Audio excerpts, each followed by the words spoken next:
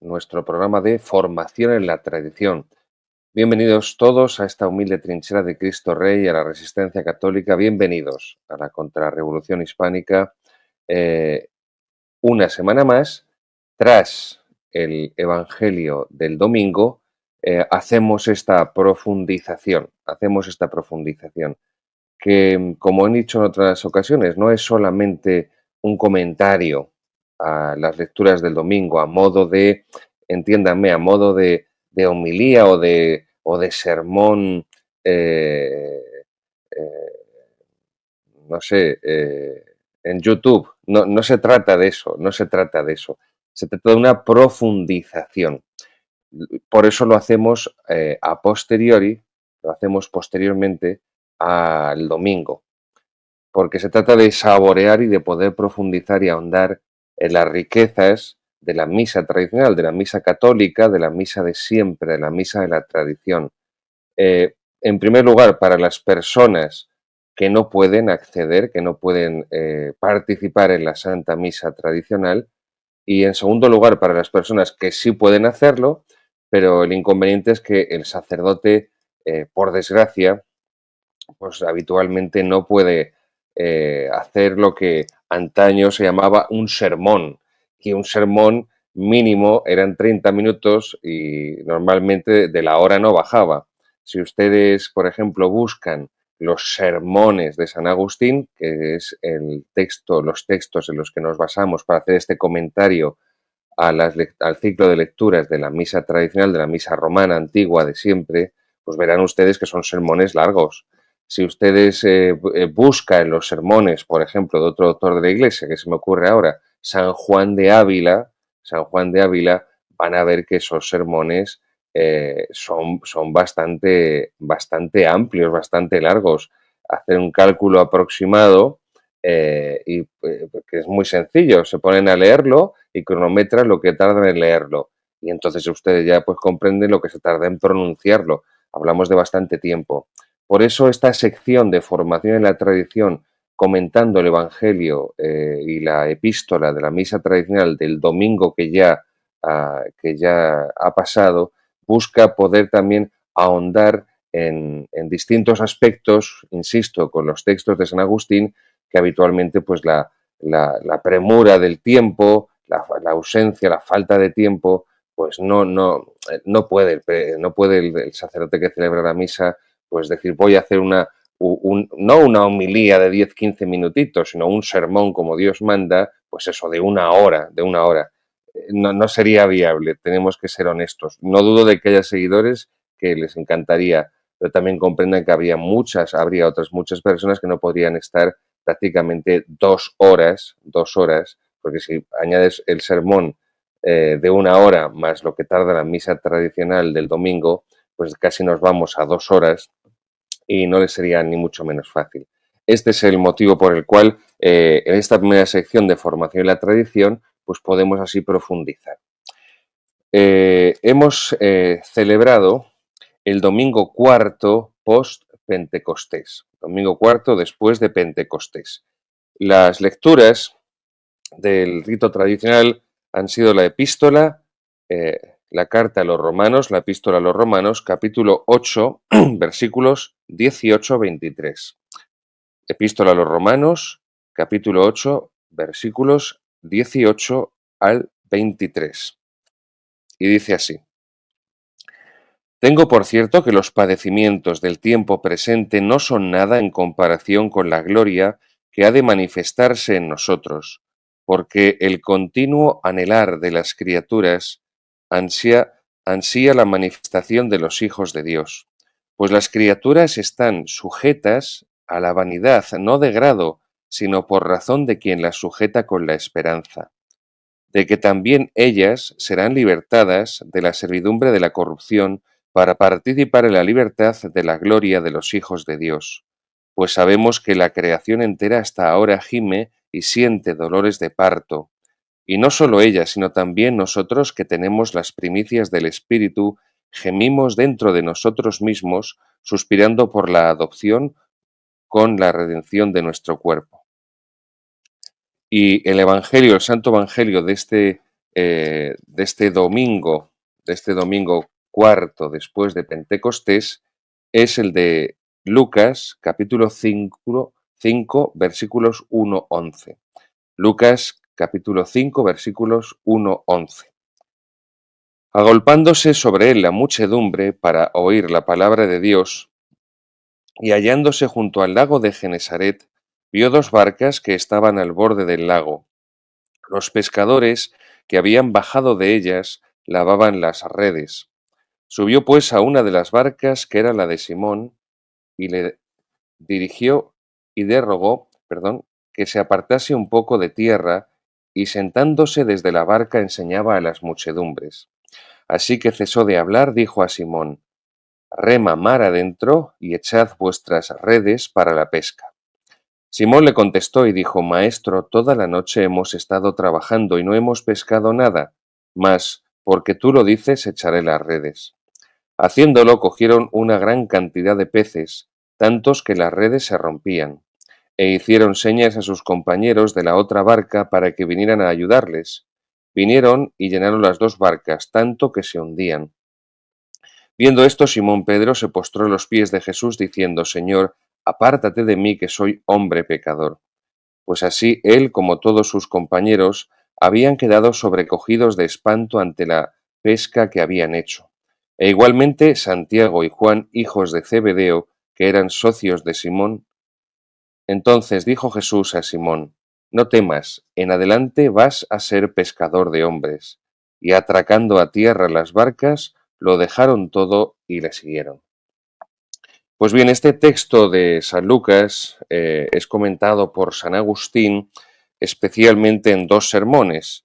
El primero de ellos es el sermón 250. Me han pedido unos cuantos seguidores que, al ser posible, indique los sermones de San Agustín o los textos de San Agustín, pero sobre todo cuando son sermones, lo que cito para comentar las lecturas, para que también ellos puedan buscar todo el sermón completo. Aunque bueno, de todas formas es lo que intento en este comentario a las lecturas de la Misa Regional, fijarme en un sermón por completo de San Agustín, aunque hay ocasiones en las que, reconozco que voy picando un poco de unos y de otros. En este de sermón 250, San Agustín habla de este llamamiento que hace Cristo a los apóstoles, y él lo explica evidentemente no en un contexto vocacional, que sería la primera lectura, o sea, el primer significado, el primer sentido de ese llamamiento de Cristo, porque llama a los apóstoles, y eso significa apóstoles en griego, enviado, pero San Agustín hace en este sermón una segunda también interpretación, que es legítima, por supuesto, y que está evidentemente en el sentido de la Sagrada Escritura, no está forzando San Agustín la Sagrada Escritura, y es que ese llamamiento de Cristo en concreto a los apóstoles también es un llamamiento universal, un llamamiento a todos los cristianos. Y habla San Agustín del llamamiento a los humildes en este sermón 250. Nuestro Señor Jesucristo eligió a los débiles de este mundo para confundir a los fuertes y formar así la Iglesia en todo el orbe. No comenzó por emperadores y senadores, sino por pescadores.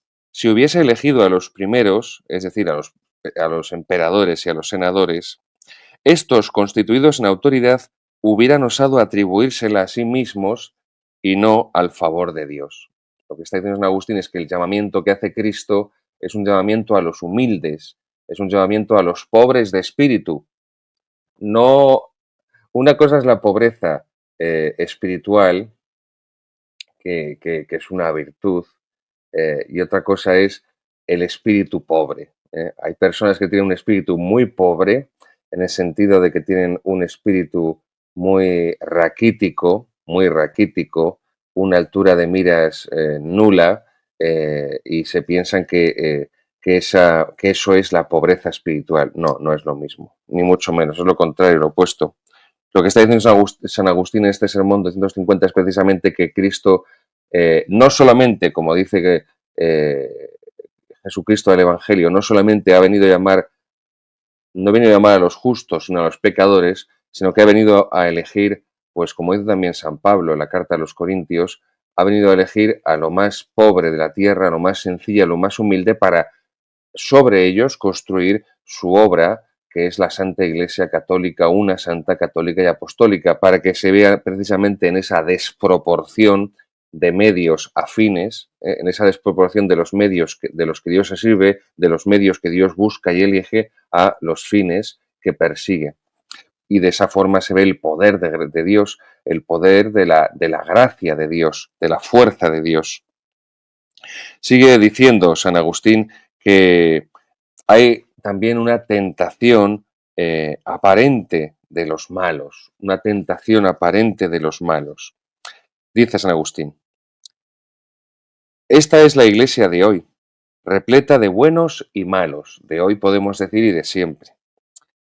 La multitud la llena, pero esa misma multitud a veces la oprime y la pone en situación de naufragar. En la época de San Agustín estamos asistiendo a las grandes conversiones, a las grandes masas que están entrando en la iglesia. Recordemos que el emperador Teodosio, siempre se me olvida, Teodosio I el Grande, que era hispano, en el edicto de Tesalónica, el año 380-81, declara al catolicismo religión oficial del imperio. No fue el emperador Constantino, esto que dicen los progresistas, los liberales, los modernistas, de que no, la iglesia constantiniana, cuando Constantino hizo al cristianismo la religión oficial del imperio, Constantino no hizo eso. No hizo eso. Constantino lo que hizo en el edicto de Milán en el 313 fue legalizar el cristianismo porque era una religión ilícita, era una religión ilegal desde el año 64, 67, cuando el emperador Nerón, que es el que hace la primera persecución, declara a la religión cristiana ilegal. Ilegal. Y por eso, como era ilegal, los cristianos eran martirizados. El edicto de Tesalónica del 380 de Teodosio, del emperador Teodosio, del César Teodosio, lo que hace sí ya es adoptar como religión oficial del imperio la religión católica y apostólica.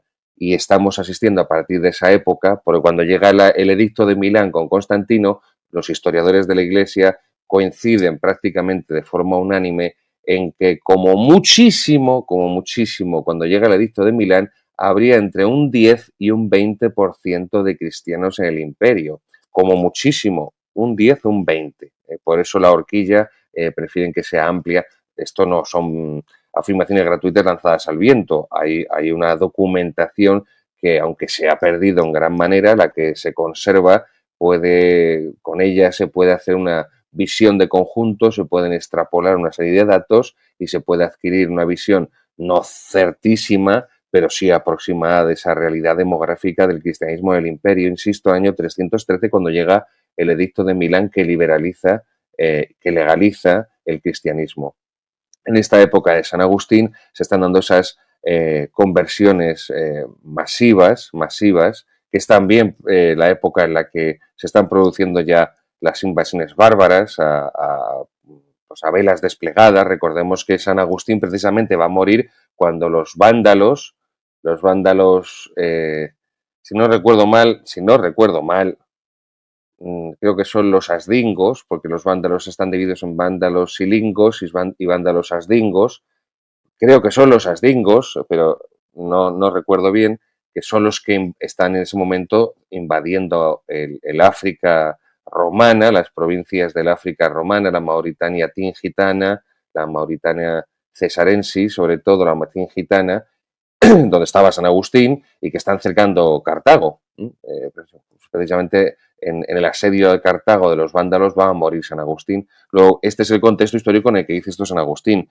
La multitud, esta es la iglesia de hoy repleta de buenos y malos, la multitud la llena, pero esa misma multitud a veces la oprime y la pone en situación de naufragar. Nosotros estamos viendo precisamente el proceso contrario. Ya no hay una multitud que llene la iglesia, sino que la multitud se ha marchado de la iglesia. Y dice San Agustín, también aquí podríamos decir que incluso muchas personas, muchos católicos que permanecen en la iglesia, viven totalmente al margen de la Iglesia, al margen de Dios, al margen de la fe, de la vida de oración, de la vida moral cristiana, de la vida de sacramentos. Bien, el gran número, dice San Agustín, de los que viven mal perjudica a los que viven bien. Por eso habla de la tentación del triunfo aparente de los malos. El gran número de los que viven mal perjudica a los que viven bien, de forma que éstos se creen tontos cuando miran a los malos y los juzgan felices según los bienes de este siglo, en tanto que muchos buenos son desgraciados. Y qué peligroso es que se sientan así algunos y naufragan oprimidos de esta forma. Qué peligroso es, hermanos, el que digan los que viven aún, ¿y qué me aprovecha? Mira a aquel malo que es más feliz que yo. Esto es una pregunta o un razonamiento que se lo han hecho muchísimos, muchísimos millones de católicos en algún momento. Yo me lo he hecho también, igual que otros muchos sacerdotes amigos o me han consultado en algún momento. Dices que el otro es malo y es feliz, te engañas, es desgraciado y tanto más desgraciado cuanto se cree feliz. Locura es que no conozca su miseria. Si vieras a un hombre consumido por la fiebre y que sin embargo ríe, llorarías de su insensatez. Por eso San Agustín también va a decir en otro sermón, no hay mayor tristeza que la alegría de los pecadores. No hay mayor tristeza que la alegría de los pecadores. Las falsas alegrías darán paso a los dolores verdaderos. Sé constante para que logres perseverar y no te engañes a ti mismo desfalleciendo, porque Dios, desde luego, no te faltará jamás. Esto es una tentación, insisto, universal, que las personas que quieren vivir comprometidas con Jesucristo, que quieren vivir intensamente su filiación divina como hijos de Dios, su participación en el cuerpo místico de Cristo, que es la Iglesia, tanto fieles como clérigos, pues el demonio evidentemente tarde o temprano, de una forma más intensa, una forma más leve, pero siempre induce a esta tentación. Yo, matrimonio cristiano, que quiero vivir abierto a la vida, quiero recibir como una paternidad responsable, sí, por supuesto, pero también quiero recibir con generosidad los hijos que Dios quiera enviarme. Insisto, con una paternidad responsable, como dice la encíclica Humanae Vitae de Pablo VI de 1968, insisto, que reafirma toda la doctrina tradicional católica respecto a la contracepción, pero claro, estos matrimonios cristianos que aman a Jesucristo, que quieren ser santos, que están abiertos a la vida, que tienen varios hijos, ven, no están ciegos a otros matrimonios, no digo de paganos, digo de matrimonios que asisten también con ellos a la iglesia, a la misa del domingo, que tienen amistad con ellos de una forma u otra, y ven que esos matrimonios que también se consideran cristianos como ellos, viven mucho mejor que ellos porque tienen muchos menos hijos. Y evidentemente no se trata de hacer juicios temerarios, pero estas preguntas, insisto, azuzadas por la tentación del demonio, pues se cuela en el alma, se cuela en el alma.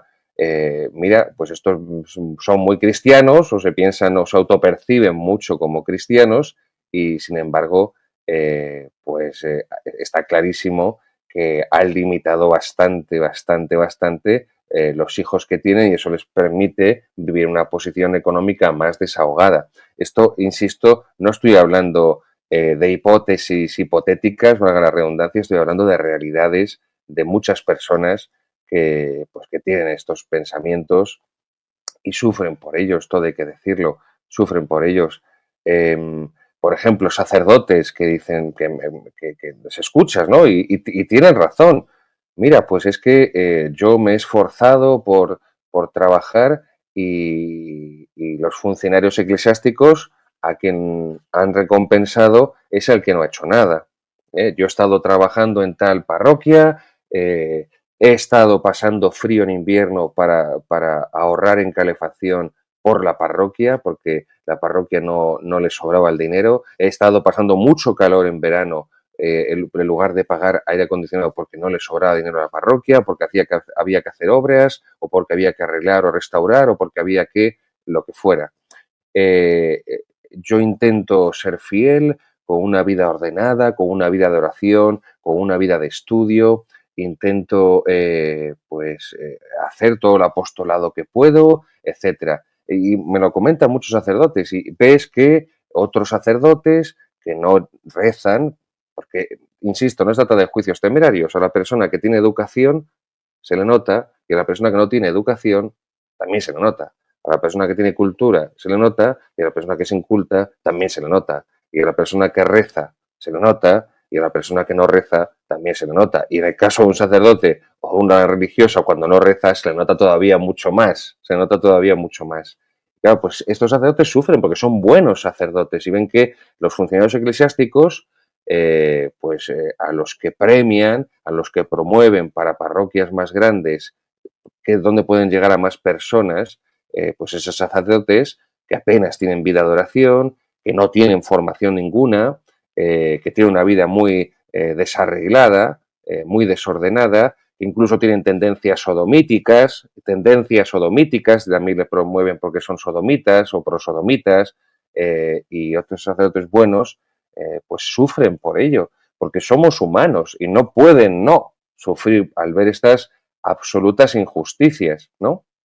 Y más cuando el estamento clerical durante muchos siglos en la Iglesia fue una meritocracia y hoy se ha convertido en una desmeritocracia. Hoy parece que solo asciende en el gobierno eclesiástico el que es más tonto, el que es más mundano y el que es lo menos masculino posible, porque quieren imponernos una versión feminizada, no digo femenina, feminizada del cristianismo, ¿no? Este cristianismo sentimentaloide, en fin. Bueno, pues a esto se está refiriendo San Agustín. San Agustín, no olvidemos, aparte de un gran santo, por supuesto, de un inmenso teólogo, de un gran sabio, de un gran pastor, también es un maestro espiritual, es un guía de almas, sabe de lo que está hablando, sabe de lo que está hablando. Pasa también ahora San Agustín, comentando este episodio de la pesca milagrosa de la vocación de los apóstoles, a hablar de las herejías, Y dice, cuando las redes, que nos decía el Evangelio, ese capítulo 5 de San Lucas, que no se rompieron, eh, dice, las redes se han roto por causa de las herejías. Las redes se han roto cuando han aparecido las herejías. ¿Qué son los cismas sino la rotura de las redes de la barca de Pedro? Es la paciencia y la tolerancia lo que hay que tener en la pesca, porque los malos han de ser tolerados.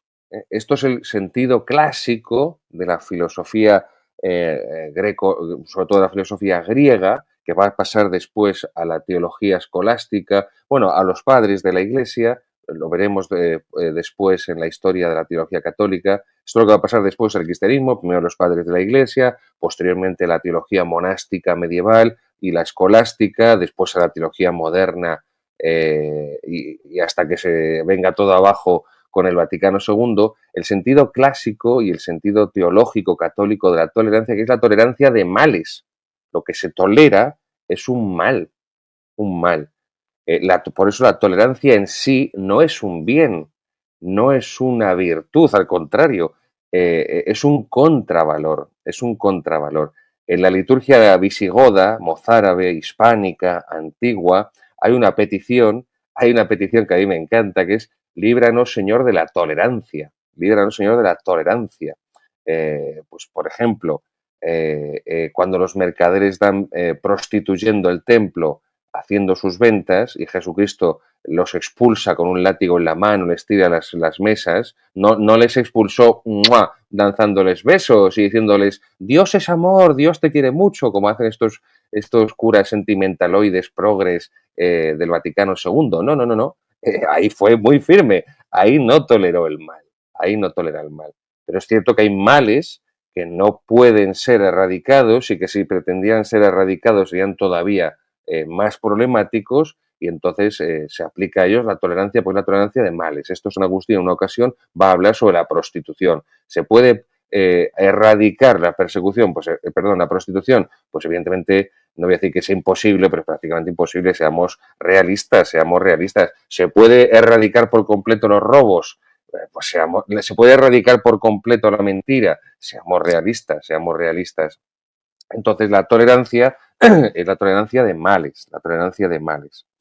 La separación de la que habla San Agustín de los peces a la izquierda y a la derecha, pues se refiere a la separación que da Dios en el último día, como nos dice el Evangelio de San Mateo, en el capítulo 27, 28, si no recuerdo mal, cuando el último día Dios va a separar a los justos de los injustos, y a los justos les corresponderá el cielo, el premio eterno del cielo, y a los injustos, a los pecadores que se han negado al arrepentimiento, les corresponde el castigo justo del infierno.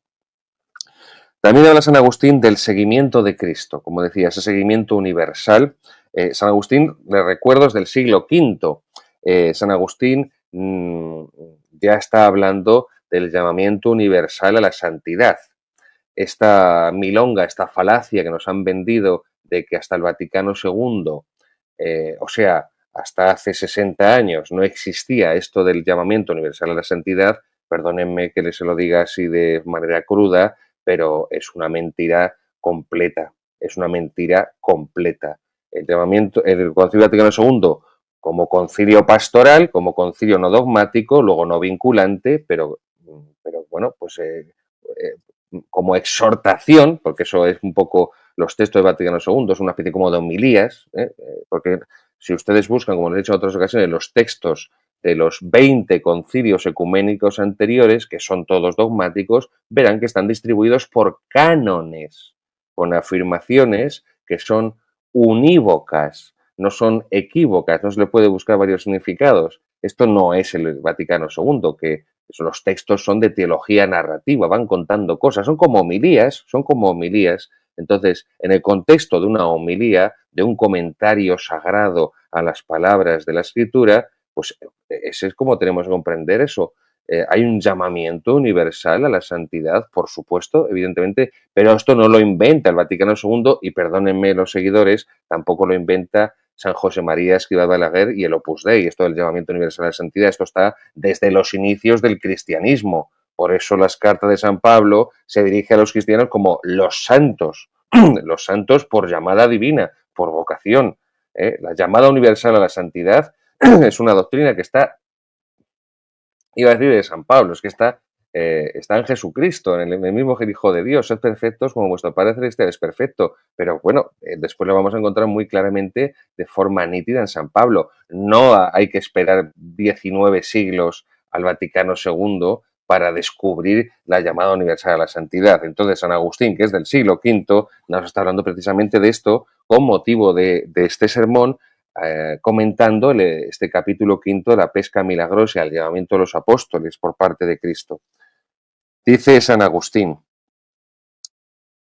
cuando sigas a Cristo no te prometas las bendiciones de este siglo. Marcha por camino duro, pero promete grandes cosas. Sigue a Cristo, no mires solo por dónde has de ir, sino a dónde has de llegar. Así podrás sufrir las asperezas temporales y llegarás a las alegrías eternas. Si quieres resistir al esfuerzo, considera el premio, porque también el obrero abandonaría la viña si no mirase su jornal. Piensa lo que has de recibir, y te parecerá vil lo que padeces, e indigno, desde luego, del premio que te han de dar. Te maravillarás de recibir tanto por tan poco. No es, por cierto, un trabajo eterno el que se nos pide, pero sí nos dará un premio eterno. Las tribulaciones son temporales, para con lo finito llegar al gozo infinito. Evidentemente, lo que está haciendo San Agustín es hablarnos que en esa llamada universal de Jesucristo a la santidad, evidentemente implica, conlleva una respuesta. Y esa respuesta no es otra que el seguimiento de Cristo. Y ese seguimiento de Cristo va a ser un seguimiento arduo, va a ser un seguimiento duro. Estos movimientos juveniles que hay ahora en la Iglesia, que son pentecostalistas, no voy a dar nombres, pero tampoco hace falta ser Aristóteles, ni San Agustín, ni Santo Tomás para darse cuenta de quién estoy hablando. porque es que si, queridos seguidores, es que si los cito por el nombre, van a hacer todo lo posible para mover a funcionarios eclesiásticos y que me cierren los programas. Entonces creo que ahí hay que ser prudentes, pero ya nos entendemos todos a estas alturas de la película. Bueno, pues estos movimientos juveniles pentecostalistas que están ahora tan de moda en la Iglesia presentan la vida espiritual como una fiesta, como una fiesta. Y por eso van haciendo concierto de concierto en concierto y monta una adoración entre comillas al Santísimo en el escenario, con las guitarras, aporreando guitarras, y en el escenario después celebran, entre comillas, celebran la Santa Misa, y todo el cristianismo, todo el catolicismo se reduce a un espectáculo de luz, a un espectáculo de sonido, a un espectáculo de emocionalismo juvenil, y la virtud no se construye sobre las emociones. La virtud se construye con la repetición de actos, y cuando esos actos hay que realizarlos contracorriente y son duros, pues esa virtud se endurece, se ejercita más y arraiga más en el alma. Esto es lo que nos está diciendo San Agustín. Para seguir a Jesucristo, para responder a esa llamada universal de Jesucristo a seguirle y a seguirle la santidad, significa seguirle en la virtud, en la práctica de la virtud, no en el sentimentalismo, en la práctica de la virtud. Y esa práctica de la virtud va a ser ardua. Y por eso nos animaba así San Agustín: cuando sigas a Cristo, y con esto voy a concluir, hermanos, porque me parece que este párrafo es magistral y nos recuerda pues que lo que todo este pentecostalismo y este conservadurismo minado de protestantismo en la Iglesia desde Vaticano II, pues ha hecho borrar a tantos fieles de su cabeza. Y es que la vida cristiana es milicia, la vida cristiana es lucha. Cuando sigas a Cristo, no te prometas las venturas de este siglo. Marcha por camino duro, pero promete grandes cosas. Síguele, no mires solo por dónde has de ir, sino a dónde has de llegar, al cielo, a la bienaventuranza eterna. Así podrás sufrir las asperezas temporales y llegarás a las alegrías eternas. Si quieres resistir el esfuerzo, considera el premio, porque también el obrero abandonaría la viña si no mirase su jornal. Piensa lo que has de recibir y te parecerá vil lo que padeces, e indigno, desde luego, del premio que te han de dar. Te maravillarás de recibir tanto por tan poco. No es, por cierto, hermanos, un trabajo eterno el que se nos pide para darnos, eso sí, un premio eterno. Son tribulaciones temporales, pero con lo finito llegaremos al gozo infinito. Queridos seguidores, el camino de la vida cristiana es un camino de cruz. El que quiera seguirme, que se niegue a sí mismo, la abnegación, que se niegue a sí mismo, que tome su cruz y me siga. La vida cristiana es un camino de abnegación, de abnegación. No hay otra forma de seguir a Jesucristo, de responder a ese llamamiento de Cristo. La vida cristiana es un camino de cruz. Y donde no hay cruz, donde no hay abnegación, donde no hay lucha para imitar a Jesucristo, y eso significa imitar las virtudes de Jesucristo, ahí no está Jesucristo. Eso no es cristiano, eso no es católico. No se dejen engañar, no se dejen arrastrar por ese espiritualismo emotivista pentecostalista que como un cáncer se va extendiendo por la Iglesia, y agarrémonos a nuestra cruz de cada día, pero con los ojos puestos en Cristo, porque como nos decía San Agustín, a su llamamiento respondemos y le seguimos sabiendo el premio que todavía nos está preparado en el cielo.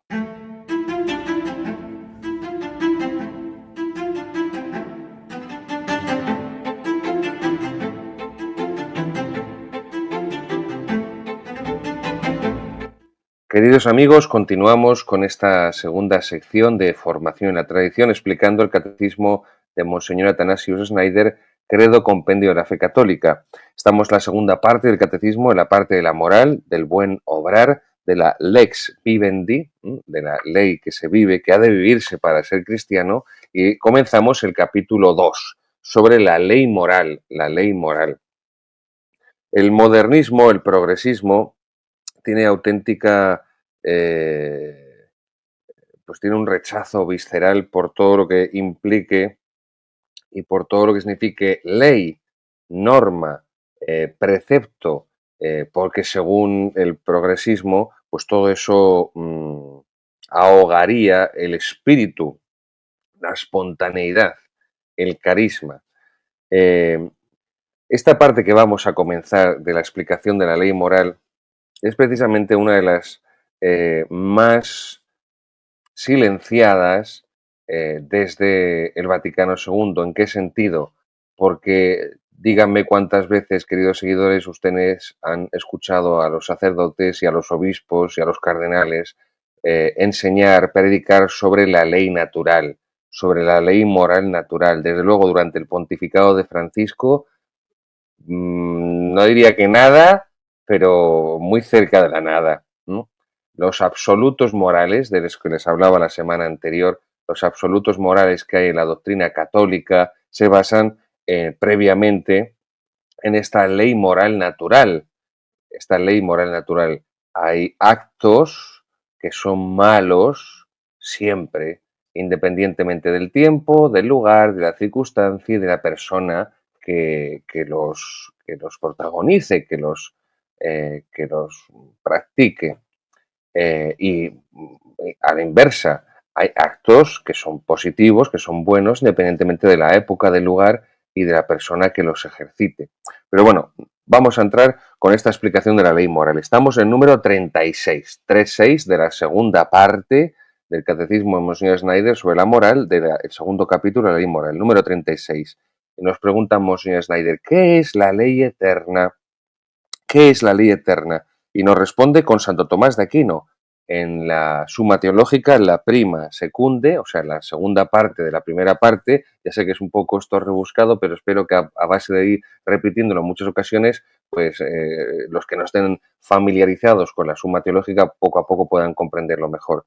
En la segunda parte de la primera parte, prima secunde, cuestio 91, artículo 1. ¿Qué es la ley eterna? Insisto, responde Monseñor Schneider con Santo Tomás, porque Monseñor Schneider es un teólogo tomista, es un magnífico conocedor de toda la teología tomista. ¿Qué es la ley eterna? Y responde Monseñor Schneider, es Dios mismo. Ya está. La ley eterna es Dios mismo.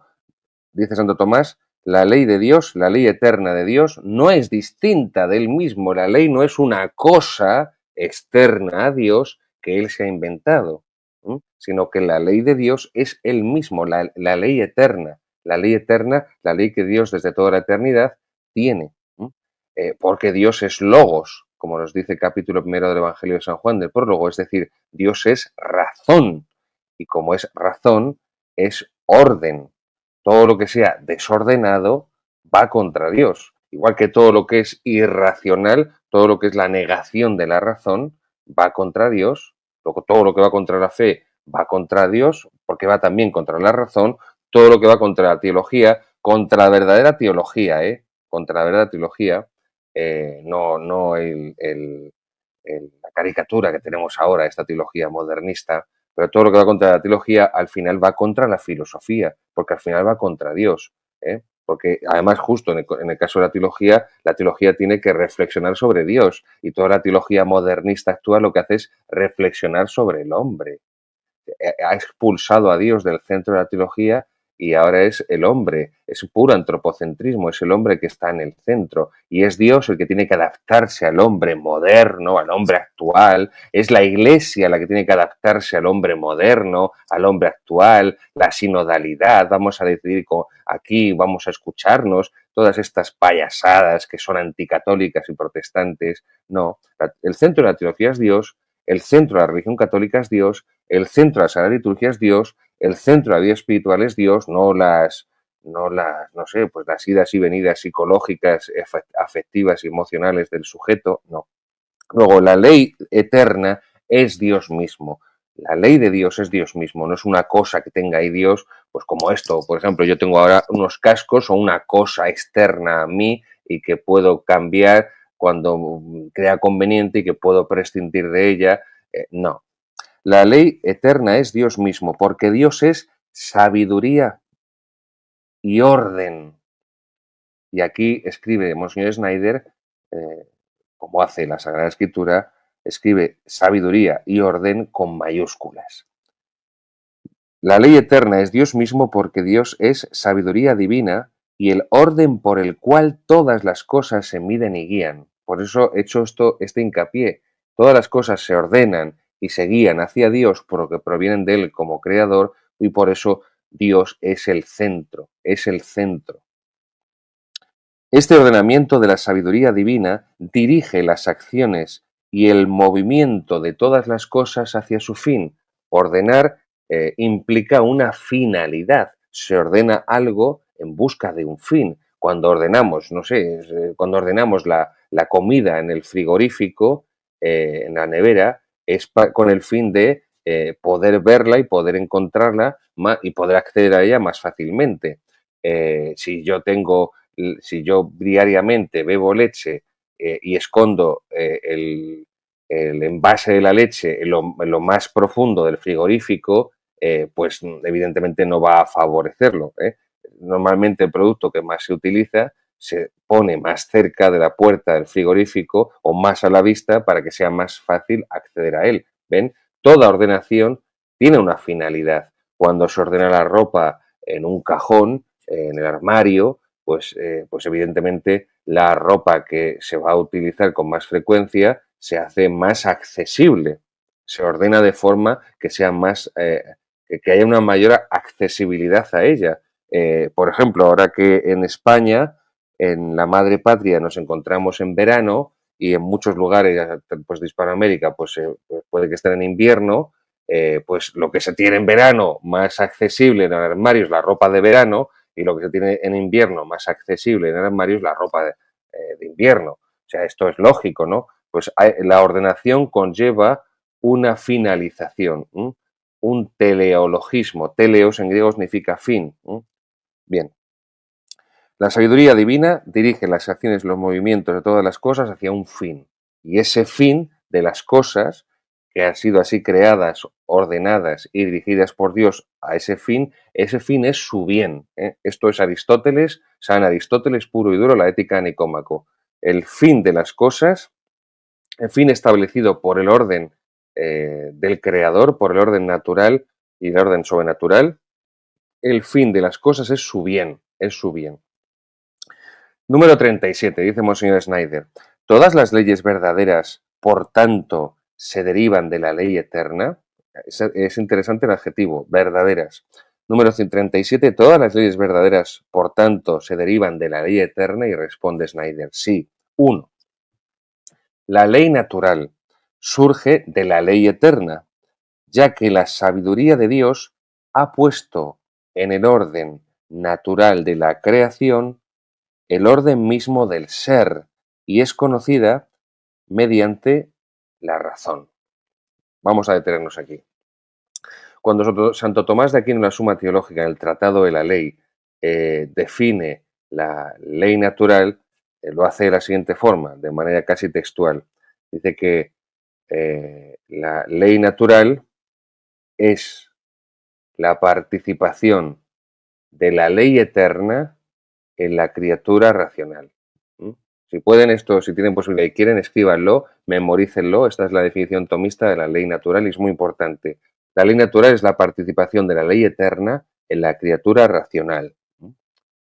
La ley natural es la participación de la ley eterna en la criatura racional. Y es por eso dice Santo Tomás que la ley natural surge de la ley eterna, ya que la sabiduría de Dios ha puesto en ese orden de la naturaleza, en ese orden natural de la creación, el orden mismo del ser y es conocida también, por tanto, por mediación de la razón. Es decir, la ley natural no es una ley revelada por Dios, que solamente podamos acceder a ella por el conocimiento que aporta la fe como virtud teologal, sobrenatural, no.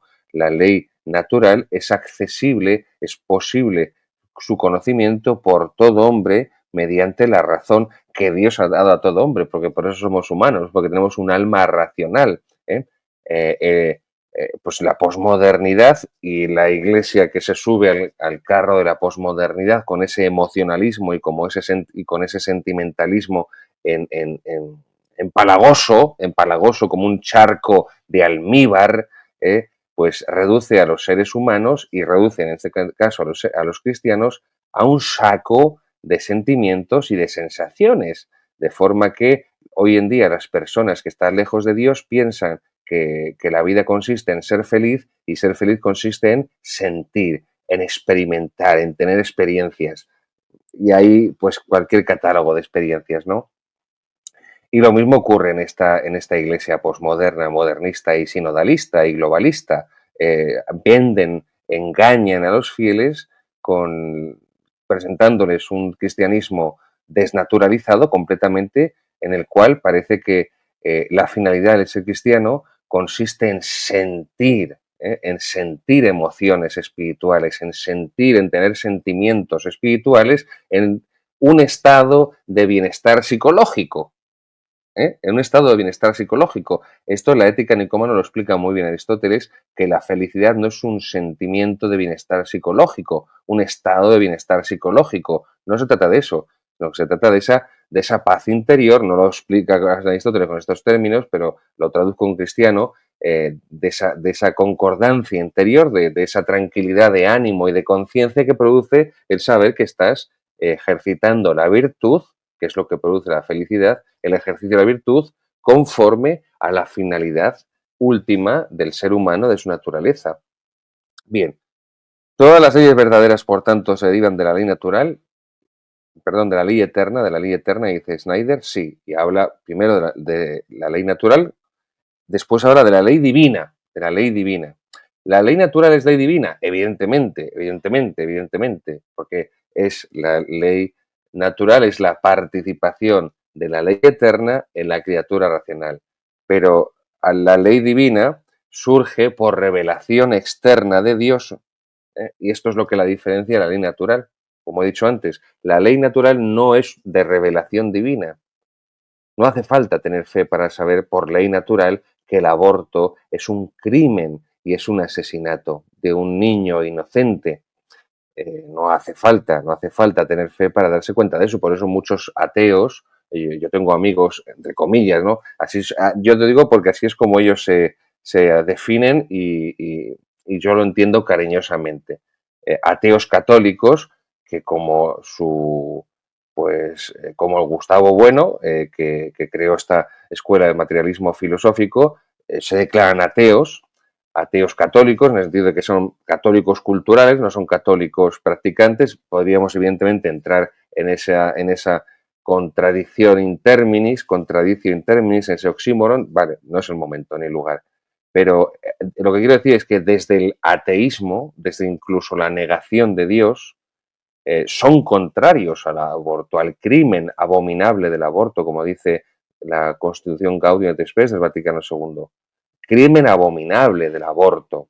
Son más de 70 millones de abortos al año. En España acaba de ser el aniversario, triste aniversario, de los 40 años de la promulgación de la ley del aborto por parte de los socialistas, leyes del aborto que han conservado toda la derecha liberal, atea, del Partido Popular, y ley del aborto que además la misma conferencia emasculada española, llamó a Manuel Fraga, esto lo recoge en sus memorias, Manuel Fraga, que era el líder de la derecha liberal, le llamaron de la conferencia emasculada al secretario, no voy a decir quién era entonces, con nombres y apellidos, para decirle que dejara de pelear contra la promulgación de la ley del aborto. O sea, la conferencia emasculada es responsable de que se promulgara la ley del aborto en España hace 40 años y que esa ley del aborto haya propiciado que hayan sido asesinados más de 3 millones de niños.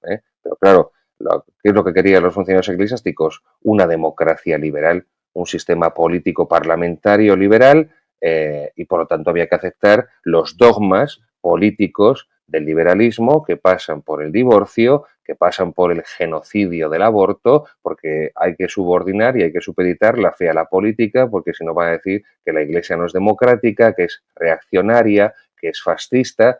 Entonces, bueno, pues Dios les juzgará, a muchos ya les ha juzgado, a muchos ya han fallecido aquellos funcionarios eclesiásticos sin fe, porque demostraban que no tenían fe con estas decisiones, y Dios les habrá juzgado. No quiero entrar ahí porque es que, como pueden comprobar, me enciendo porque es mucha la indignación, el sufrimiento y el dolor, y es mucha la destrucción de la fe católica, de la sociedad católica y de la España católica y de la Iglesia católica, que es culpa directa, no de políticos ateos, socialistas o comunistas, sino directa de muchos obispos, cardenales, sacerdotes y religiosos sin fe católica, que han destruido por completo y han arrasado la fe católica del pueblo español. Y por eso España se ha convertido en el país, y lo digo con todo el dolor de mi corazón como católico español, España es el país más anticatólico de Occidente.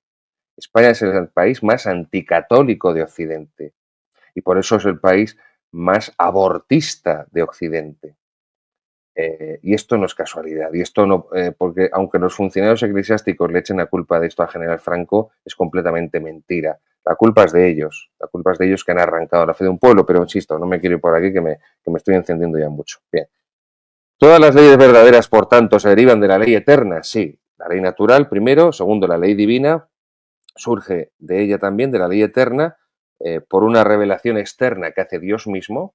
Y en tercer lugar y último, la ley humana. La ley humana surge de la ley eterna por la autoridad que Dios ha comunicado al hombre. Es decir, lo que quiere decir Santo Tomás de Aquino, porque al final lo que está diciendo Monseñor Schneider no es otra cosa que resumir, sintetizar lo que dice Santo Tomás de Aquino en la Suma Teológica, es que la ley humana, lo que se conoce como la ley positiva, las leyes de los hombres, tienen valor, son legítimas, es decir, son justas en la medida en que participan de la ley eterna de Dios. En la medida en que se posicionan contra la ley eterna de Dios, que implica la ley natural, no lo olviden, la ley natural es la participación de la ley eterna en la criatura racional. Ya sé que me repito más que el chorizo malo, pero es que la repetición es la base del aprendizaje. En la medida en que esas leyes humanas, esas leyes positivas se vuelven contra la ley natural, se vuelven contra la ley eterna de Dios, carecen de la autoridad que Dios ha comunicado por medio de esas leyes al hombre, para que se rija también el hombre por medio de leyes. No sé si me estoy explicando o les estoy liando más. Es decir, la ley del aborto, la ley del divorcio, la ley de la eutanasia, del suicidio asistido, que eso es en realidad la eutanasia, no son, dice Santo Tomás en el Tratado de la Ley de la Suma Teológica, no son verdaderas leyes porque son leyes inicuas, son leyes injustas.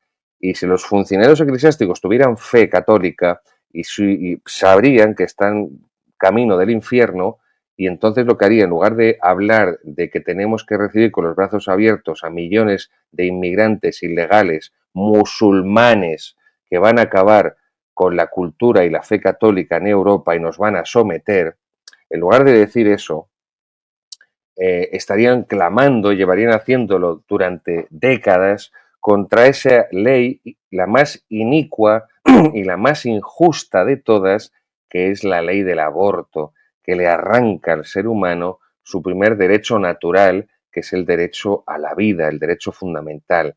Desde que llegó el Papa Francisco,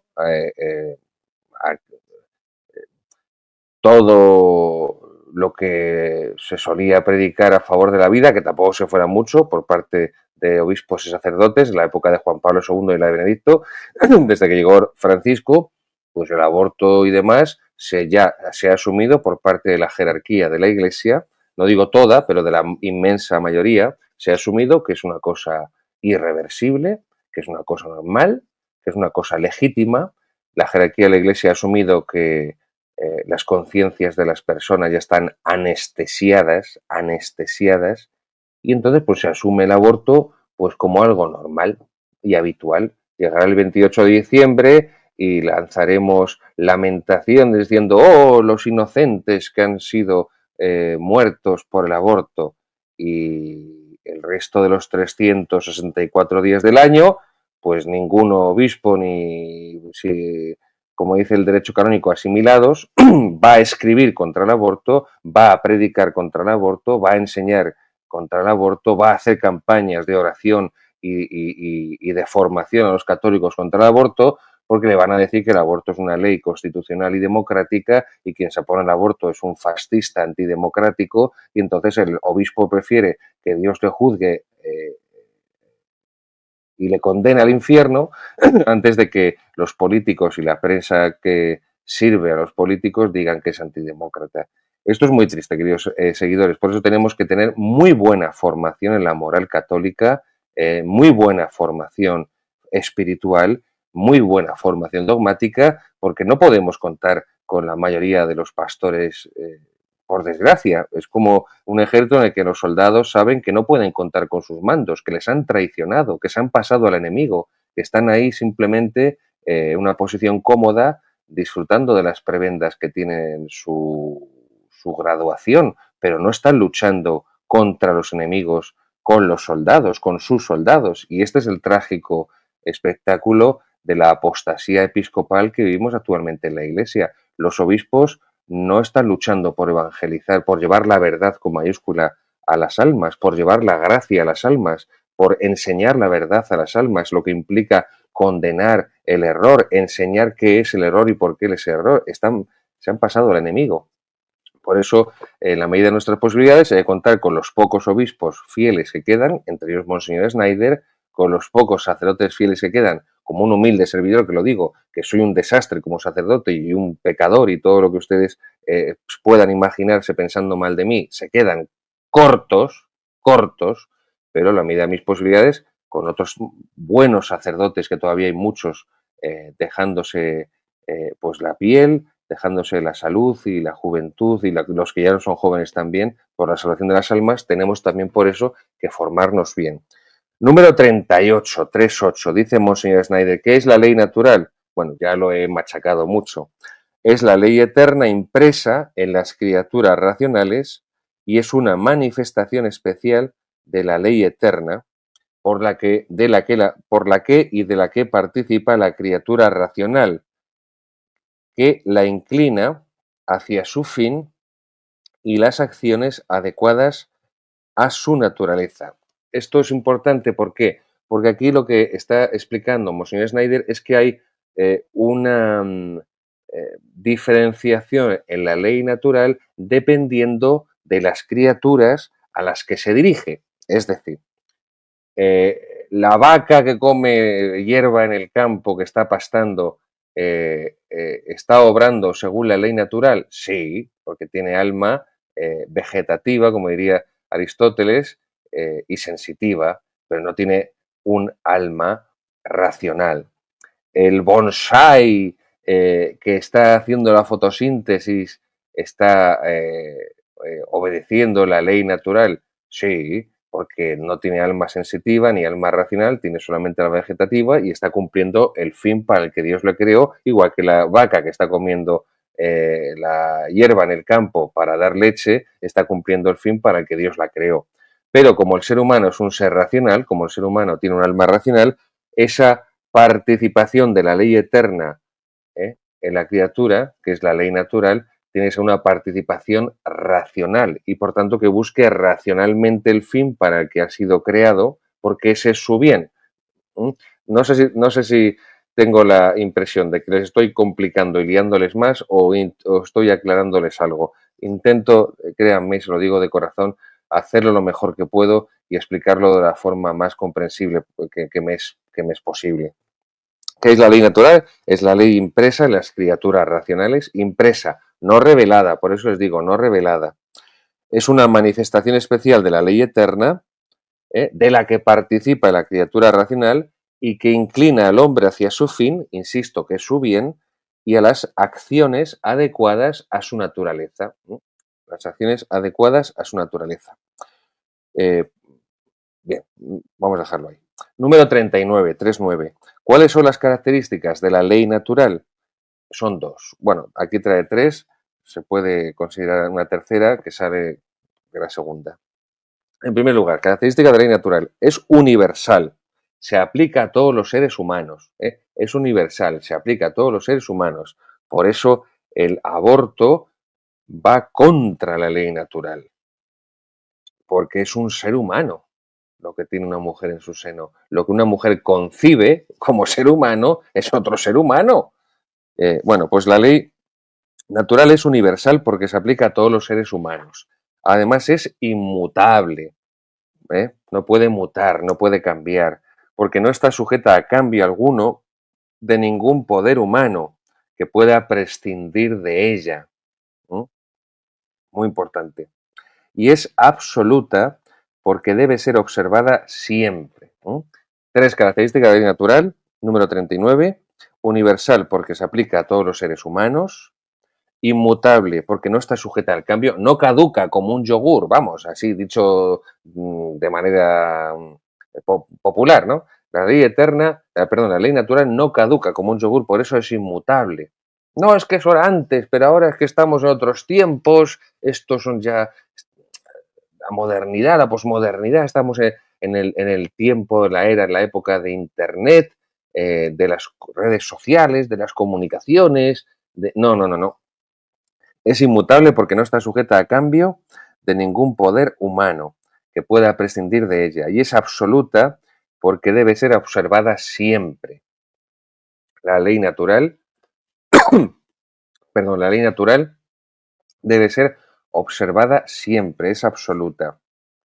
Sigue diciendo Monseñor Snyder, ¿tienen todos los hombres el mismo conocimiento de la ley natural? Y dice, no, no, no, no. No todos los hombres tienen el mismo conocimiento de la ley natural, pero si nos hemos quedado en que todos los hombres tienen un alma racional y por eso no, dice Monseñor Snyder. ¿Todos los hombres tienen el mismo conocimiento de la ley natural? No. Nuestro conocimiento es más o menos perfecto según nuestra inteligencia, educación y conciencia, mientras que la ignorancia, el error, las pasiones desordenadas, indómitas, los malos hábitos, pueden impedirnos ver la verdad con plena claridad. Por ejemplo, la homosexualidad es contra natura, es contraria a la naturaleza, es contraria a la ley natural y a la ley de Dios, a la ley divino positiva. Bien, pero imagínense el caso, que por desgracia se produce con mucha frecuencia, de esa aberración jurídica que es que dos homosexuales, bien sean hombres o mujeres, adopten niños y ese niño que es adoptado por una pareja de mujeres lesbianas, una pareja de sodomitas, crece en ese contexto aberrante. Entonces, claro, ese niño cuando crezca le va a parecer natural la homosexualidad, porque ha tenido dos padres o dos madres, en este caso concreto, insisto, de la adopción por parejas homosexuales. Luego, evidentemente, el conocimiento de la ley natural que va a tener esa pobre criatura, pues va a estar evidentemente deformado porque ha crecido en ese ambiente, nunca mejor dicho, desnaturalizado. Entonces, aunque tenga alma racional, aunque tenga la razón dada por Dios, pues ahí él ha crecido, insisto, en ese caso concreto, ha recibido una educación en la que se ha pervertido ese conocimiento de la ley natural. Pongo un ejemplo, insisto, que tampoco lo he traído inventado con dos alfileres. O sea, es que esto por desgracia ocurre y frecuentemente. Y concluimos con el número 4141. ¿Cómo conocemos la ley natural? Podemos aprender la ley natural solo con la razón. Solo con la razón. Sin embargo, Dios también la ha revelado en la historia para que podamos conocerla más fácil y perfectamente. El hombre puede conocer la ley natural solo por el mero ejercicio de su razón natural, pero Dios además ha querido que, como está unida también la ley natural con la ley divina, porque es ley divina también la ley natural, con la ley divina positiva, pues Dios ha querido que la revelación que hace en la historia de sí mismo también ayude, colabore a que el hombre pueda conocer esa ley natural de manera más fácil y todavía más perfectamente, más perfectamente. Esta revelación se encuentra en la Sagrada Escritura y especialmente en los 10 mandamientos. Por eso, volviendo al ejemplo anterior de un niño que haya sido adoptado por una pareja homosexual, un niño, el mismo niño que nace y crece y se educa en una familia católica, el conocimiento de la natural que va a tener va a ser mayor gracias a la fe, porque gracias a la fe va a saber, por ejemplo, lo que es el matrimonio. No digo ya el matrimonio sacramental, que también, sino previamente el matrimonio natural, el matrimonio que no puede ser otra cosa que la unión estable del hombre con la mujer. Eso significa matrimonium en latín, mater officium, mater officium, para el oficio de madre. Y para hacer el oficio de madre, evidentemente hace falta un padre, un pater. Pues bien, ese niño que ha sido educado en esa familia católica comprende mejor la ley natural, pues simplemente por el mero hecho de lo que está recibiendo, lo que está viendo a diario en su casa y lo que está escuchando, que el matrimonio es un hombre con una mujer. El niño que ha sido educado y ha crecido con una pareja homosexual, esa verdad básica de ley natural, que el matrimonio es un hombre con una mujer, porque dos hombres no pueden engendrar vida, ahí no hay maternidad, entre dos hombres no hay maternidad, eh, y entre dos mujeres, para que la haya, tienen que acudir a células masculinas, no somos hermafroditas como los caracoles, los seres humanos, pues evidentemente ese niño le va a costar más conocer la ley natural. Por eso conocemos la ley natural también de forma más perfecta, más fácilmente, por medio de la revelación de Dios en la Sagrada Escritura, en la Biblia, la palabra de Dios escrita, y se entiende también la palabra de Dios transmitida en la tradición, y particularmente los 10 mandamientos. Y concluyo. Santo Tomás de Aquino dice que los 10 mandamientos de la ley de Dios son de ley natural. No lo voy a desarrollar esto solamente para que les suene. Ya llegará el momento de desarrollarlo en programas posteriores. Santo Tomás de Aquino dice que los 10 mandamientos son de ley natural, es decir, todo lo que está contenido en los 10 mandamientos, eso es la ley natural. Eso es la ley natural. Que además Dios ha querido revelarlo a Moisés, sí, en el Sinaí, con las tablas de la ley, sí, pero, eso es la ley natural. Ahí están condensados. Duns Scoto, el beato Juan Duns Scoto, dice que no, que solamente son de ley natural los 3 primeros mandamientos.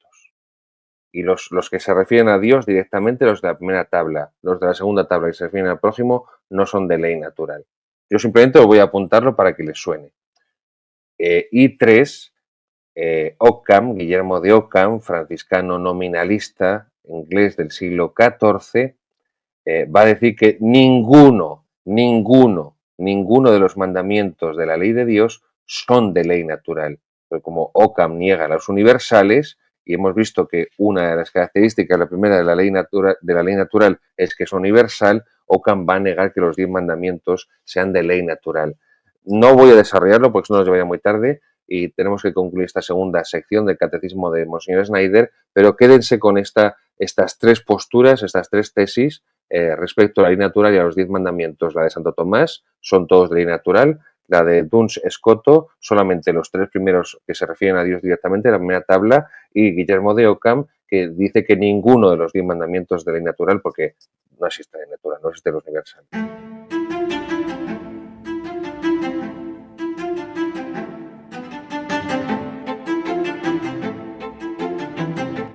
Queridos amigos de Tectón, comenzamos la tercera sección de nuestro programa Formación en la Tradición con la historia de la teología católica. Seguimos con los padres de la Iglesia, con esas catequesis magníficas del Papa Benedicto XVI. Hoy vamos a empezar a hablar de Orígenes, Orígenes de Alejandría, oriundo de Alejandría, aquella ciudad que fundó Alejandro Magno, Orígenes. Me refiero a la catequesis, la audiencia general del 25 de abril del 2007, de Benedicto XVI. Por favor, búsquenla en la página del Vaticano para que puedan leerla tranquilamente, como siempre les digo, para que puedan disfrutar de ese privilegio intelectual que es leer a Benedicto XVI, sobre todo en esta parte de su magisterio pontificio, que para mí, humildemente, como modestísimo teólogo, como aficionado a la teología, pues creo que es la más rica de todo su pontificado. Así lo puedo proclamar con la boca bien grande. Los mejores textos del pontificado de Benedicto XVI a nivel magisterial, son sus catequesis. Hay homilías realmente magníficas, no cabe la menor duda. Hay algunos pasajes de algunos de sus documentos, pienso por ejemplo en Caritas in Veritate o en Spe Salvi, en esas encíclicas, que son realmente magníficos. Pero donde más se concentró la gran labor de Benedicto XVI fue como homileta, y como catequeta, ¿no? Entonces, estas catequesis que él da como, como un resumen, como una introducción general a los santos padres, a lo que es la tradición católica, el vínculo de unión entre Cristo, los apóstoles y lo que vendrá, las generaciones que vendrán posteriormente, pues realmente son sus mejores textos, sus mejores textos. Por eso les invito, insisto, a que puedan leerlo con tranquilidad y disfrutarlo y aprender, y al mismo tiempo que esto pues sea una ayuda para su vida espiritual, para su vida de formación y para su vida de oración, porque la formación también es vida espiritual, no lo olviden, queridos seguidores, la formación también forma parte de la vida espiritual. No se puede amar, no se puede creer, no se puede confiar en aquello lo que no conocemos. Orígenes de Alejandría, no, como ustedes ya pueden ver, no es santo. A mí esta costumbre progresista de llamar a los santos de tú me parece una falta de respeto. Y en lugar de decir Santo Tomás, decir Tomás, Agustín, Juan, Ambrosio, eh, Teresa, Pedro, Pablo. No, yo eh, creo que es de justicia que les llamemos como la tradición católica siempre los designó. San Pedro, San Pablo, Santo Tomás, San Juan, Santa Teresa. Bien, pues aquí vemos que Orígenes no es no es santo, no es santo Orígenes.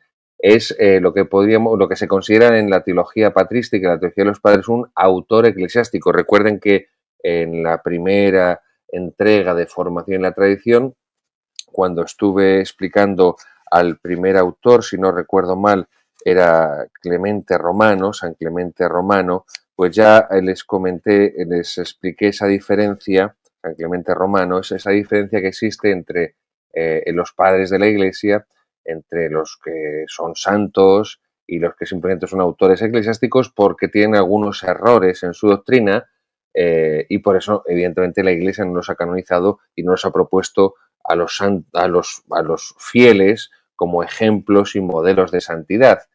Que tengan algunos errores en su teología tampoco significa que se tenga que tirar su teología al cubo de la basura, sino que hay muchas partes aprovechables en la teología de estos hombres, pero evidentemente no las suficientes para que se pueda decir que son, pues eso, que se les proclame, que se les declare, que se les canonice, que se les declare santos y por lo tanto su teología sea un referente toda ella, completa, ¿no?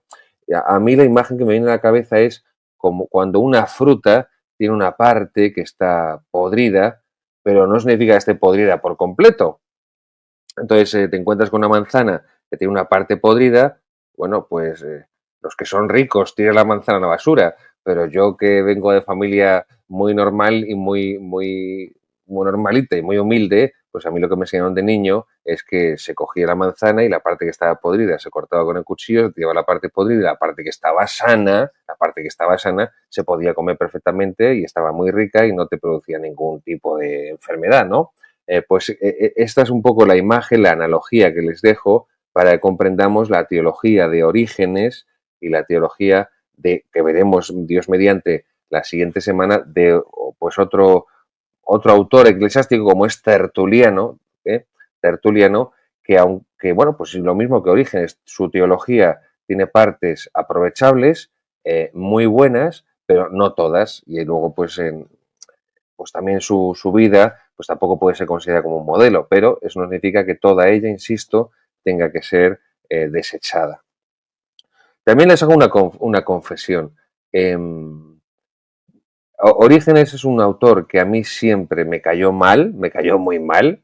Eh, Creo que me cayó mal porque no le leí lo suficiente, no le leí suficientemente, eh, pero es cierto que a medida que durante muchos años, tampoco voy a decirles que he sido un ávido y continuo lector de Orígenes, pero sí que en ocasiones, pues por ejemplo, los textos del breviario romano que rezamos los sacerdotes en el rito antiguo, en el rito tradicional y en el rito nuevo, pues hay muchas lecturas de textos de Orígenes.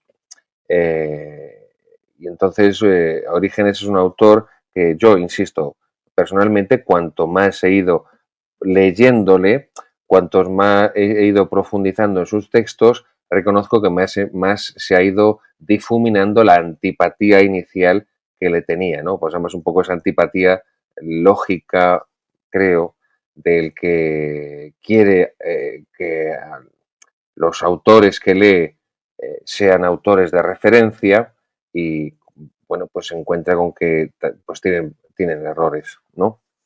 Pues bien, nos dice, en primer lugar, Benedicto XVI, como siempre, nos hace una síntesis histórica de la vida pues de este autor eclesiástico. Por cierto, no lo he dicho, van a ser dos catequesis, van a ser dos entregas. Es decir, Orígenes lo define Benedicto XVI como una de las personalidades más destacadas, más determinantes del pensamiento cristiano.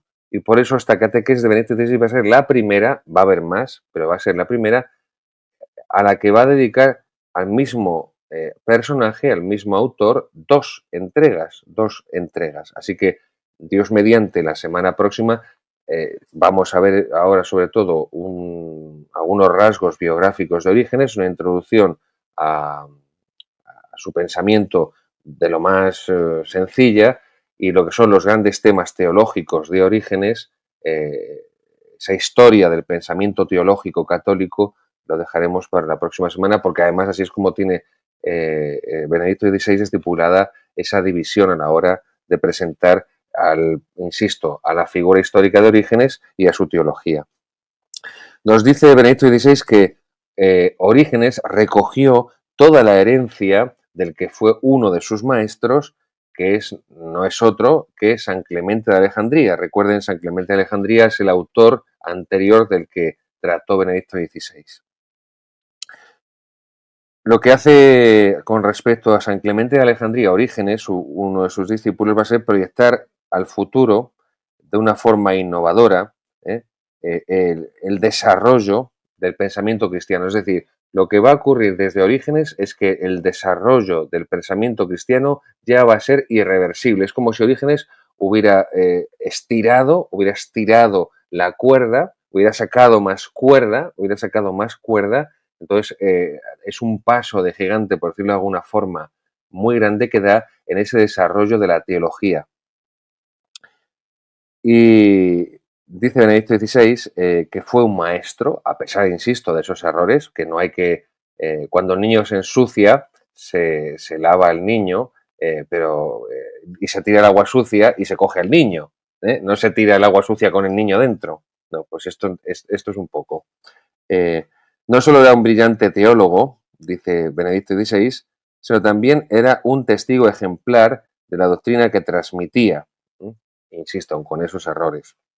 Eusebio de Cesarea, que es el primer historiador de la Iglesia Católica, tiene una obra, estamos hablando del siglo IV, Eusebio de Cesarea, Historia Eclesiástica. Eusebio de Cesarea era un hooligan, era un fan de Orígenes de Alejandría, lo dice Benedicto XVI, biógrafo entusiasta lo llama a Eusebio de Cesarea, biógrafo entusiasta de Orígenes, pues enseña a Orígenes que la conducta debe corresponder exactamente a la palabra y sobre todo por esto, con la ayuda de la gracia de Dios, indujo a muchos a imitarlos. Esto es lo que escribe en la Historia Eclesiástica, insisto, primera historia de la Iglesia del siglo IV, el primer historiador de la Iglesia, que es Eusebio de Cesarea.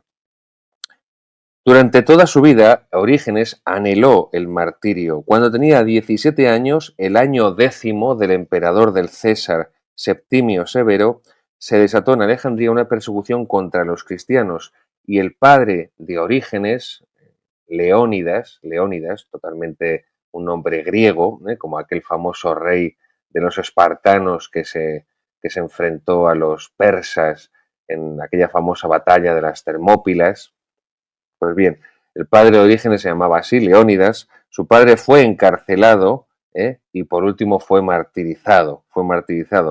Se le cortó la cabeza, se le decapitó. ¿no? Pues de ahí viene la pena capital de caput capitis, cabeza, que era la pena reservada, de pena de muerte reservada para los ciudadanos romanos. Por eso es decapitado también San Pablo, ciudadano del Imperio Romano, y sin embargo San Pedro, que no lo era, es crucificado. Pues bien, cuando su padre Leónidas estaba en la cárcel esperando que se ejecutara la pena capital, pues su hijo Orígenes le escribía exhortándole a no desfallecer en el en el supremo testimonio de la fe. Y sigue diciendo Eusebio de Cesarea, de nada, cita un texto de Orígenes, una de sus homilías a Ezequiel, al libro de Ezequiel del Antiguo Testamento, de nada me sirve haber tenido un padre mártir si no tengo una buena conducta y no honro la nobleza de mi estirpe, esto es, el martirio de mi padre y el testimonio que lo hizo ilustre en Cristo. Imagínense ustedes que su padre fuera mártir, que ustedes pudieran haber eh, conocido que su padre hubiera sido mártir.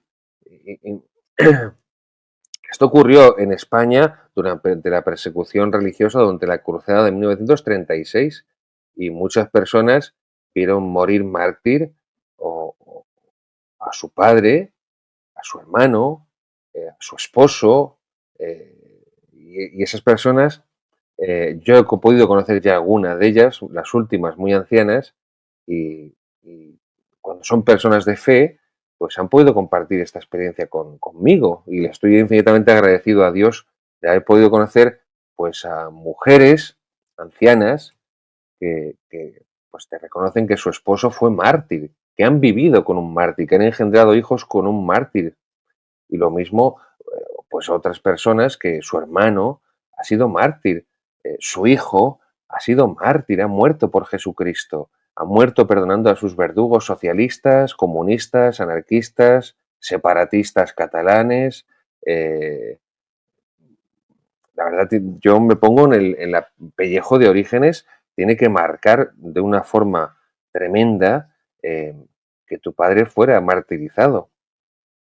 Pues bien, ¿qué ocurre? Que luego otro emperador, otro César, que va a ser Felipe el Árabe, recuerden, queridos seguidores, que la parte norte de África, lo que era en la provincia romana de la Mauritania, de ahí viene el nombre de Mauri, de Mauros, los moros, no es un término despectivo y peyorativo, es el término romano de los habitantes del imperio de aquellas provincias, igual que a nosotros no nos ofende o no debería ofendernos que nos llamen hispanos, porque era la provincia romana de Hispania, igual que no debe ofenderle a un inglés que le llamen británico, porque era la provincia de Britania, igual que a un alemán no debe ofenderle que le llamen germano, porque era la provincia de Germania. Había había una separación en Germania, la Germania superior y la inferior, pero bueno, era la provincia de Germania. Entonces, los mauri, los mauritanos, los mauri, los moros, es el nombre romanizado, o sea, no debería considerarlo ninguno de ellos un insulto, a menos que su ignorancia así se lo haga creer, pero no lo es.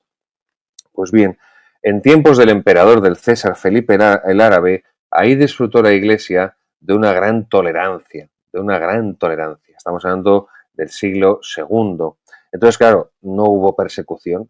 Se mantenía la vigencia de esa ley contraria persecutoria de los cristianos, del Institutum Neronianum, pero había momentos en los que esa ley se aplicaba o se dejaba de aplicar, no estuvo vigente en cuanto que no fue abrogada, no fue retirada, pero al nivel de aplicación fue muy distinto dependiendo de las épocas. Estamos hablando de 250 años de persecución en el Imperio Romano, 250 años dan para mucho. Entonces, dependiendo de la época, por el emperador que hubiera en cada época y de cada gobernador en cada provincia, pues había un resurgir de esas persecuciones en virtud, insisto, de esa ley del emperador Nerón, o no lo había. Y en la época del emperador, del César Felipe el Árabe, pues ahí pues hubo una gran tolerancia con la Iglesia, del imperio, del poder político imperial, tanto central como el provincial, y entonces pues no hubo martirios como en la época de su padre Leónidas y bueno, pues se entristecía Orígenes porque no podía imitar a Jesucristo en el martirio como sí lo había podido imitar su padre. Sin embargo, luego con otro César, con otro emperador, en la persecución de Decio, el año 250, ahí sí, Orígenes fue arrestado, fue torturado cruelmente y poco después murió a causa de los sufrimientos padecidos. Pues bien, nos dice Benedicto XVI que la gran obra de Orígenes fue fundamentar la teología en la explicación de la Sagrada Escritura, en la explicación de la Biblia.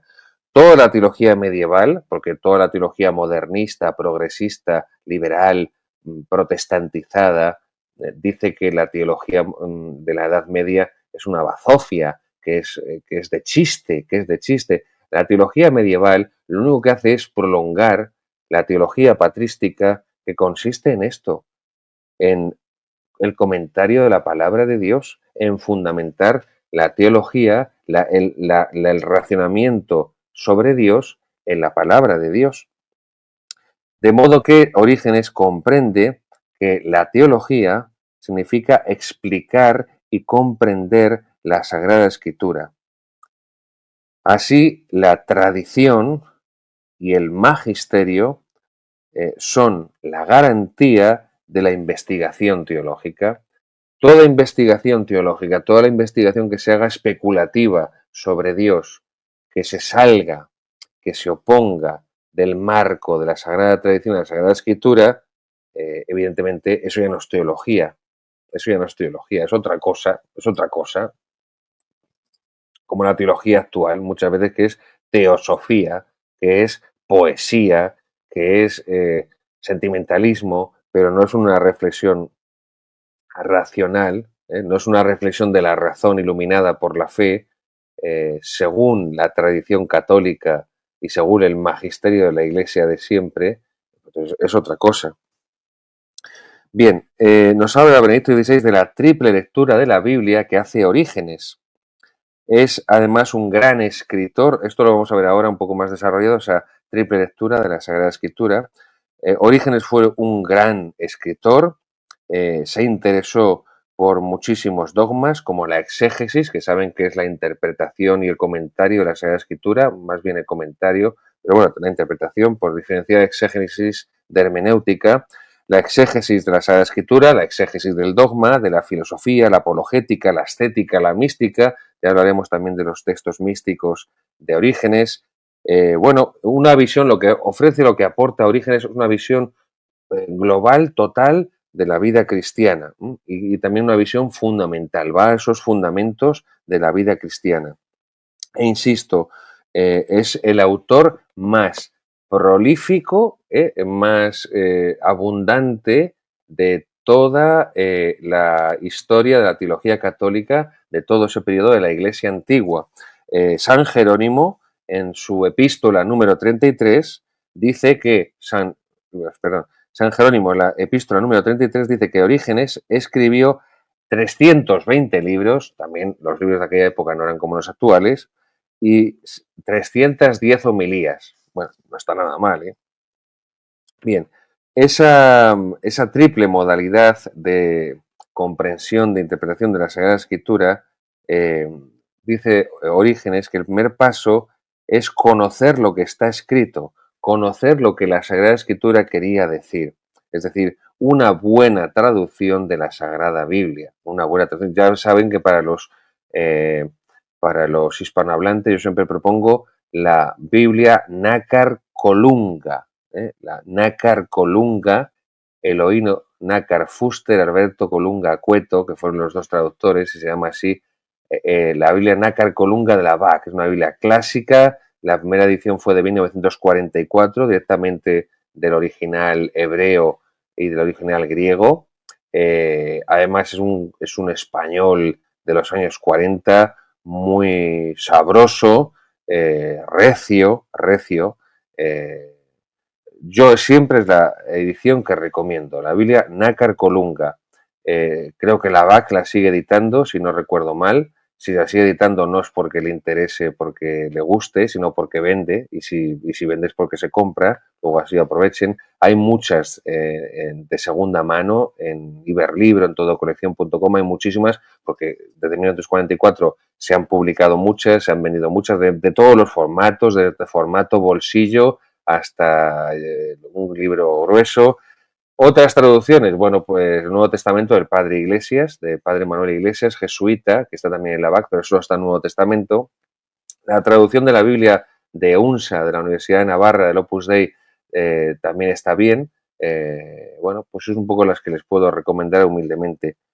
Pues bien, el primer paso es conocer la Sagrada Escritura.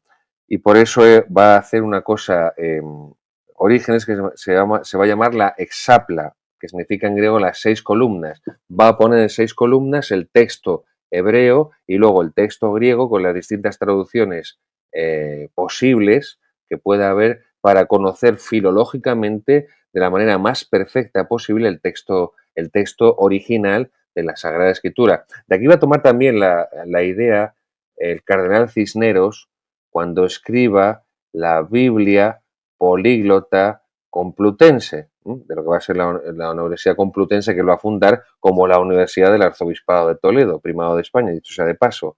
Esto es muy anterior a la traducción de Lutero del Nuevo Testamento al alemán.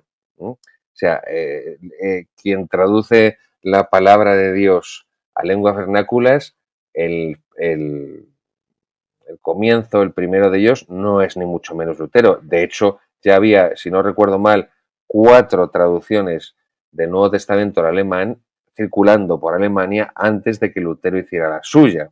Y en España, insisto, aquí tenemos la Biblia políglota editada, realizada por el cardenal Cisneros, muy anterior a esa traducción del Nuevo Testamento de Lutero. No se dejen, insisto, engañar por esa falacia protestante de que ellos son los que conocen la Sagrada Escritura y nosotros no tenemos ni idea de la Sagrada Escritura y que la Iglesia Católica impidió el acceso y el conocimiento de la Sagrada Escritura a los fieles. Una completa falacia. Pues bien, Orígenes editó esas 6 columnas, por eso se llama así, exapla, para conocer con perfección a nivel filológico lo que dice el texto de la Sagrada Escritura. Y por supuesto, pues la gran labor de predicación y de comentario que hizo Orígenes sobre la Sagrada Escritura.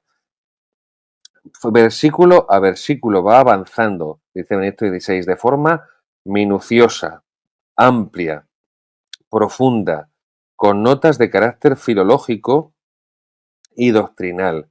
Orígenes se esfuerza por conocer bien con gran exactitud lo que querían decir los autores sagrados. También tiene un estilo muy característico, Orígenes, centrado, dedicado a la interpretación sistemática del pasaje bíblico que está analizando, fraccionándolo en versículo a versículo. Aprovecha para recordar, y aquí con esto vamos a ir concluyendo, los 3 sentidos de la Sagrada Escritura. El sentido literal, el cual encierra profundidades que no se perciben en un primer momento y por eso hay que acudir a una segunda, a una tercera, a una cuarta lectura, una lectura orante, una lectura reflexiva, una lectura contemplativa. El segundo sentido de la Sagrada Escritura es el sentido moral, que consiste en qué debemos hacer para vivir la palabra de Dios, qué debemos hacer para vivir la palabra de Dios, porque no somos los católicos la religión del libro, de una letra muerta, sino que somos la religión del verbo de Dios, del verbo eterno de Dios, del verbo de Dios que se hace hombre. Luego la palabra de Dios tiene que hacerse vida, porque nos salvamos por la fe y por las obras. Para el protestante, Cristo, la Biblia, es un libro. El protestante sí puede decir que es la religión del libro, porque es una letra muerta, porque el verbo de Dios no se ha hecho carne. No, pero hay protestantes, hay muchos protestantes, la mayoría de los protestantes dicen que Jesucristo es Dios, pero creen que Jesucristo, el Hijo de Dios, se hizo hombre, se encarnó. Sí, sí, sí, por supuesto, claro. Entonces nos salvó a través de su humanidad. Entonces la humanidad de Cristo y las acciones, las obras que realizaba a través de la humanidad de Cristo fueron el instrumento de nuestra salvación. Entonces, ¿por qué las obras y la humanidad de Cristo nos salvan y el cristiano, participando de la gracia de Dios, de la vida de Dios, sus obras hechas en gracia de Dios, por amor a Dios, no les sirven para salvarse? Queridos protestantes, aunque os disfracéis con otro nombre menos antipático como evangélicos, queridos amigos protestantes, vuestra teología es irracional, es fideísta, y el fideísmo es la negación de la razón, de la filosofía. La teología protestante es una teología fideísta y por lo tanto irracional, que no puede llevar más que a contradicciones internas y a callejones sin salida. Aquí os he dejado uno. Y por último, el tercer sentido de la Sagrada Escritura es el espiritual. Como dice Orígenes, es decir, la unidad de toda la Escritura. Hay una unidad en toda la Escritura. No se puede coger textos de la Sagrada Escritura aislándolos de su contexto. Todo texto fuera de su contexto se vuelve un pretexto. Todo texto fuera de su contexto se vuelve un pretexto para lo que me dé la gana decir que dice ese texto, porque una vez que lo saco de su contexto, de su marco, pues lo puedo manipular como me dé la real gana. En una ocasión que me encontré a unos protestantes, hace ya tiempo, eh, se pusieron, era seminarista, iba vestido de civil. Si hubiera vestido de sotana, no se atreven a acercarse a mí más que para gritarme e insultarme, que es lo que suelen hacer, por lo menos lo que yo vi en el Perú cuando estuve en misiones, que ya era diácono y vestía de sotana, y por cierto con un crucifijo colgado al pecho como los misioneros de antaño. Pues cuando me encontré con pastores protestantes, lo único que hacían era insultarme a voces en mitad de la calle, sin que yo hubiera dicho ni hecho nada en absoluto. O sea, mi sola presencia les hacía reaccionar poco menos como la niña del exorcista. Pero en una de esas ocasiones, y en España, creo que eran testículos de Jehová. Creo que eran testículos de Jehová, no eran de otras sectas protestantes, eran testículos de Jehová. Yo, como era seminarista, todavía vestía de civil y se acercaron a venderme pues sus estupideces, y empezaron a hablarme la palabra de Dios, y por aquí, por allá. Claro, le dije, ¿conoces el pasaje este de el hijo pródigo? Sí, sí, claro, claro, Lucas 15, el Evangelio de Lucas 15. Bien, muy bien, muy bien, muy bien. Eh, ¿Qué dice ese pasaje al final? Eh, Perdón, del buen samaritano, me he equivocado, del buen samaritano, buen samaritano. ¿Cuál es lo que dice al final Cristo a los fariseos? Vete y haz tú lo mismo. Igual que el buen samaritano ejerce la caridad, vete y haz tú lo mismo. Digo, y si te vas al pasaje de Judas, cuando pone que Judas fue y se ahorcó, si yo saco esos dos pasajes de su contexto, ¿cómo me queda a mí esto? Pues de la siguiente forma.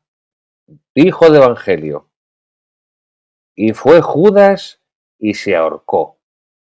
Y fue Judas y se ahorcó. Ahora cojo y lo saco de su contexto, lo último que dice Cristo en la parábola del buen samaritano. Vete y haz tú lo mismo. Y fue Judas y se ahorcó. Vete y haz tú lo mismo. ¿Ves? ¿Ven, queridos seguidores? Eso es dos textos, sacarlos de su contexto para que se convierta en un pretexto.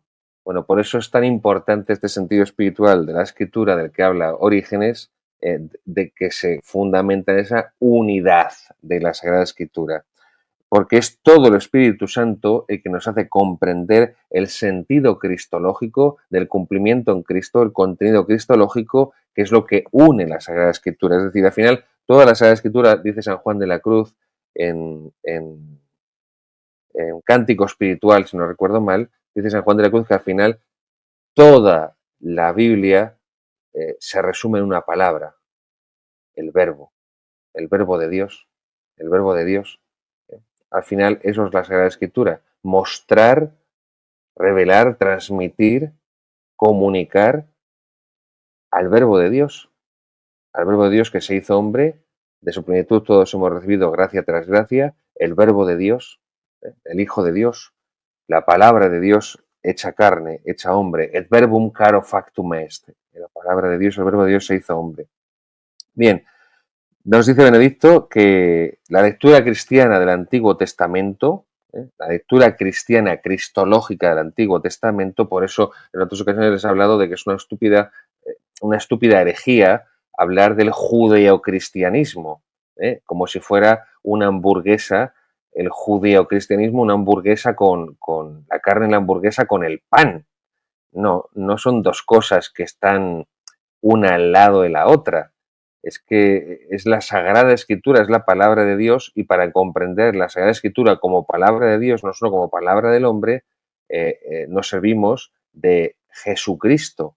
Y por eso ese sentido, esa interpretación cristológica del Antiguo Testamento, que fue lo que hizo Orígenes, para rebatir las herejías, los errores de los gnósticos y de los marcionitas, que sostenían que el Antiguo Testamento no era palabra de Dios. Ellos solo creían en el Dios del Nuevo Testamento, que era el Dios bueno, el Dios compasivo y misericordioso, y el Dios del Antiguo Testamento era un Dios justiciero, un Dios cruel. Bueno, esto también nos daría mucho para hablar. Nos pide Benedicto XVI que acojamos la doctrina de este gran maestro, que es Orígenes, y pide que hoy haya pensadores católicos, teólogos, exegetas, que cultiven el amor y las dimensiones de interpretativas de la Sagrada Escritura, y que se lea la Sagrada Escritura de forma orante, lo que se conoció en la Edad Media como la lectio divina, la lectura orante de la Sagrada Escritura, de la palabra de Dios.